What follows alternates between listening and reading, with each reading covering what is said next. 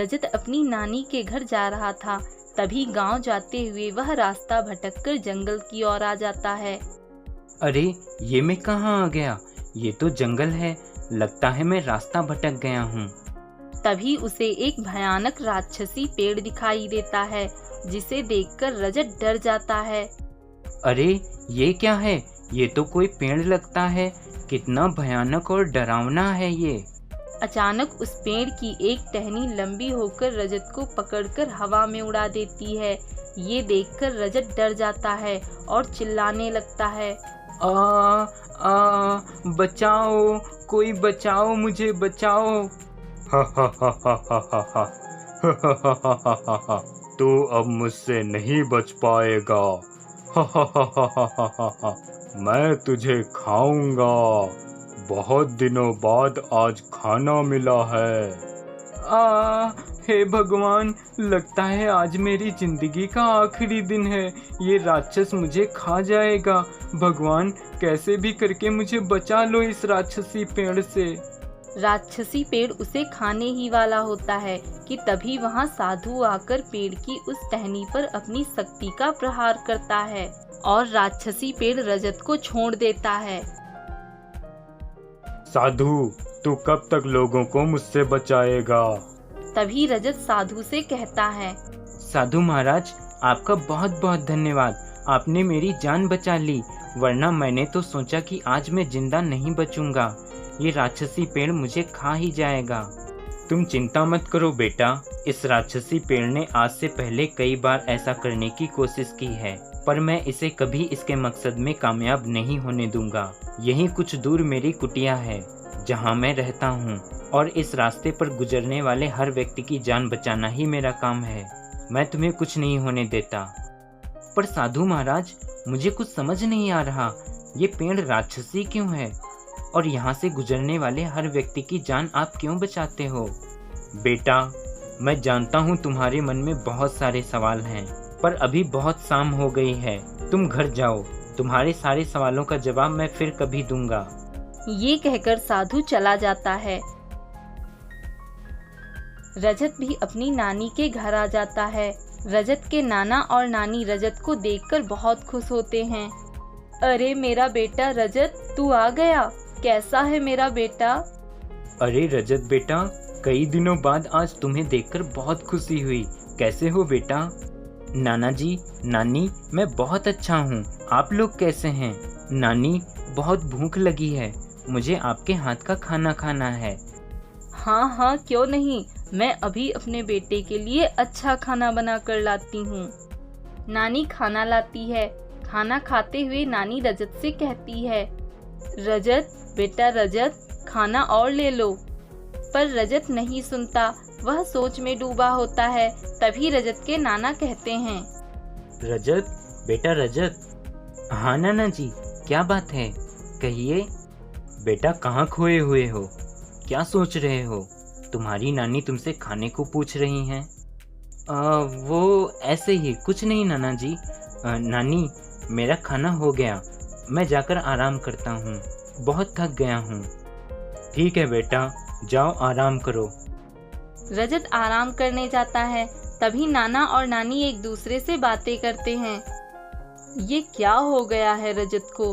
पहले तो ऐसा कभी नहीं करता था, जब से आया है तब से कुछ परेशान लग रहा है। हाँ, तुम सही कह रही हो, मुझे भी यही लग रहा है, लेकिन अभी उसे आराम करने देते हैं, सुबह पूछेंगे। अगले दिन सुबह नाना जी रजत से कहते हैं। बेटा रजत, मैं देख रहा हूँ जब से तुम आए हो कुछ परेशान से लग रहे हो। नहीं नाना जी, ऐसी कोई बात नहीं है। नहीं बेटा, कोई बात जरूर है। बेटा, हम तेरे नाना नानी हैं, हमें नहीं बताओगे तो किसे बताओगे? बताओ बेटा, क्या बात है?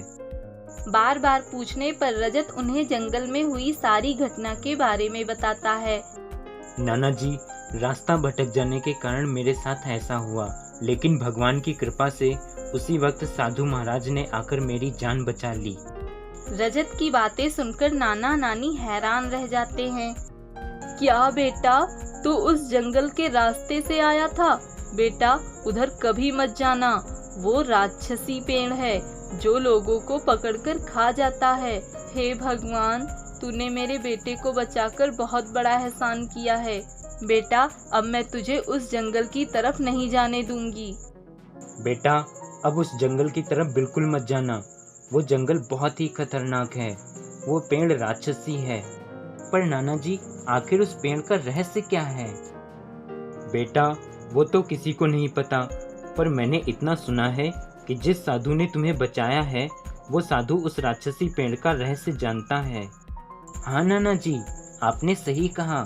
मैंने उस साधु से उस राक्षसी पेड़ के बारे में कई सवाल पूछे थे, तो साधु महाराज ने मुझसे कहा था कि वो मेरे सारे सवालों के जवाब फिर कभी देंगे।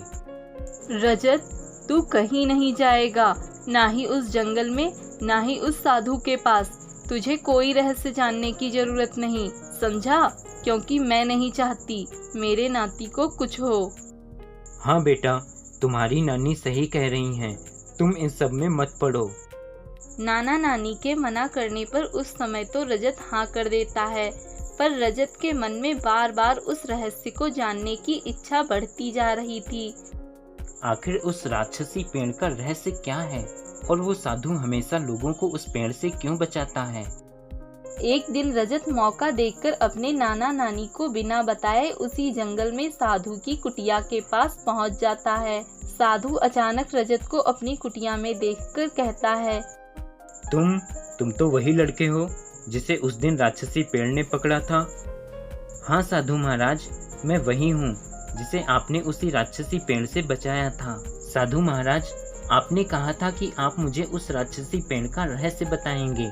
आज मैं आपके पास उसी रहस्य को जानने आया हूँ। मुझे बताइए साधु महाराज, वो रहस्य क्या है?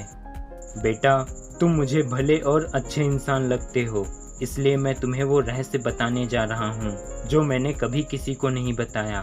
बेटा, ये पेड़ आज से कुछ वर्ष पहले तक एक साधारण हरा भरा पेड़ ही था, और मैं इसी पेड़ की छांव में बैठकर तपस्या कर रहा था। तभी अचानक यहाँ एक राक्षस आया, और उस राक्षस ने यहाँ से गुजरने वाले एक व्यक्ति को उठाकर खाना चाहा। बचाओ, कोई बचाओ, मुझे इस राक्षस से कोई बचाओ।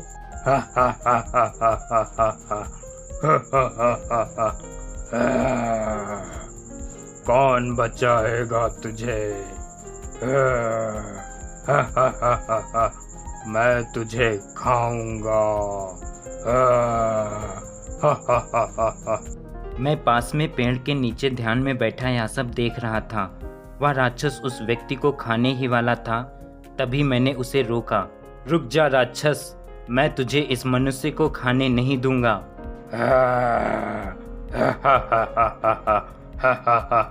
तू एक मामूली सा साधु है, तू क्या बिगाड़ लेगा मेरा? मैं इसे जरूर खाऊंगा। तभी मैंने उस राक्षस पर अपनी शक्तियों का प्रहार किया और राक्षस ने उस व्यक्ति को छोड़ दिया। साधु, ये तूने अच्छा नहीं किया। तूने मेरा शिकार छीना है। अब जब तक मैं यहीं तेरे सामने किसी मनुष्य को खाकर अपनी भूख नहीं मिटा लेता, मैं तेरे इसी पेड़ में समाहित होकर रहूंगा जिसके नीचे बैठकर तू तपस्या करता है। ये मेरी जिद है साधु। राक्षस, अगर तेरी ये जिद है तो मेरी भी जिद सुन ले। मैं तुझे तेरे मकसद में कभी कामयाब नहीं होने दूंगा। मैं इस राह पर गुजरने वाले हर मनुष्य की रक्षा करूंगा। बेटा, और तब से ऐसा ही चल रहा है। ये राक्षस जब तक इस पेड़ में समाहित रहेगा, तब तक इस राह पर गुजरने वाले हर व्यक्ति को ये खाने की कोशिश करेगा, पर मैं इसे कभी ऐसा नहीं करने दूंगा। पर साधु महाराज, क्या इस राक्षस का कोई उपाय नहीं है जिससे इसे खत्म किया जा सके? हाँ, इसका एक उपाय है। यहाँ से कुछ दूर इसी राक्षस की एक गुफा है। उस गुफा में एक कुल्हाड़ी और एक पत्थर रखा हुआ है। अगर कोई वो कुल्हाड़ी और पत्थर ला सके तो उस कुल्हाड़ी को इस पेड़ पर मारने से ये राक्षस पेड़ से अलग हो जाएगा, और उस पत्थर को तोड़ने से ये राक्षस भस्म हो जाएगा, क्योंकि उस पत्थर में ही इस राक्षस की जान है। साधु महाराज, अगर आपको ये उपाय पता था तो आपने इसे पहले क्यों नहीं किया? बेटा, मैं इस उपाय को करना चाहता हूँ, पर इसलिए नहीं कर पा रहा हूँ क्योंकि अगर मैं इस जगह को छोड़कर चला गया तो ये राक्षस इस राह पर गुजरने वाले किसी व्यक्ति को खा जाएगा। उसके बाद इस राक्षस पर कोई उपाय काम नहीं करेगा, इसे मारना असंभव हो जाएगा। ठीक है, अगर ऐसी बात है तो मैं जाऊंगा उस गुफा में कुल्हाड़ी और पत्थर लेने। ये कहकर रजत राक्षस की गुफा में जाता है, जहाँ एक कुल्हाड़ी और पत्थर रखा होता है। लगता है यही वो कुल्हाड़ी और पत्थर है जिसके बारे में साधु बता रहे थे। रजत उस कुल्हाड़ी और पत्थर को लेकर साधु के पास आ जाता है। साधु महाराज, देखिए मैं कुल्हाड़ी और पत्थर ले आया। धन्यवाद बेटा, आज तुम्हारी वजह से इस राक्षस का अंत हो सकेगा। बेटा, तुम इस कुल्हाड़ी को इस पेड़ पर मारो और जैसे ही राक्षस इस पेड़ से अलग होगा, मैं इस पत्थर को तोड़ दूंगा। साधु के ऐसा कहते ही रजत उस कुल्हाड़ी को पेड़ पर मारता है और तुरंत राक्षस पेड़ से निकलकर अलग हो जाता है। ये क्या किया तुमने? मुझे पेड़ से अलग कर दिया। अब मैं तुम दोनों को नहीं छोड़ूंगा। राक्षस, अब तेरा खेल खत्म। जिस पत्थर में तेरी जान है, देख वो मेरे हाथ में है। अब मैं इसे तोड़ दूंगा। नहीं साधु, तू ऐसा नहीं करेगा। उस पत्थर को मत तोड़ साधु। साधु उस पत्थर को जमीन पर पटक देता है। उस पत्थर के टुकड़े हो जाते हैं और राक्षस भस्म हो जाता है।